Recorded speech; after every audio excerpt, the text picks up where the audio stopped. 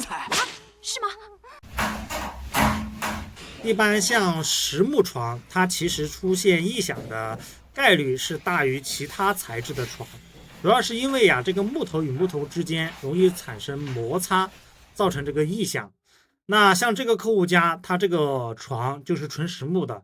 那假如说这种纯实木的床，厂家生产的时候没有配这个静音条或者静音垫，或者说安装师傅有些地方细节没安装到位，就很容易出现这种情况。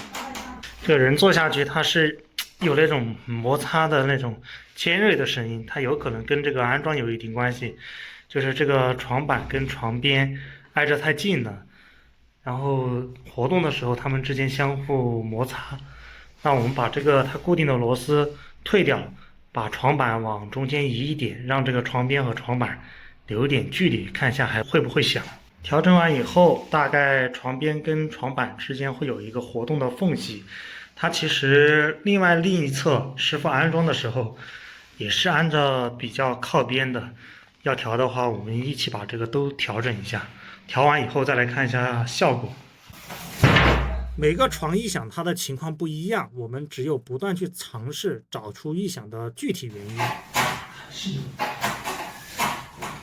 调整了以后，这个问题还没解决到，我们再看另外一个位置。掀开床板，还有一个地方可能大家没太注意啊，就是这个龙骨跟床边。龙骨跟床边它摩擦也有可能产生这种响声，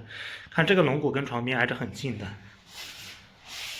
都是有可能的啊。那我们现在就是在这个龙骨中间加一个缓冲的垫片，看一下能不能把这个问题解决到。我准备的是这种2毫米厚的毛毡垫子，因为太厚的话，它这个里面是放不进去的。这边建议大家在选择防滑静音垫的时候，不要去选择 EVA 材质泡棉的那种时间一长，它会压缩这个防滑垫的厚度，会影响整个的一个效果。撕掉它这个背胶，把这个毛毡粘到龙骨和床缝之间。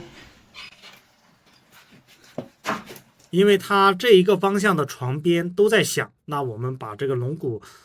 所有的地方都给它粘一个毛毡垫子，然后再把这个床垫放过来看看效果。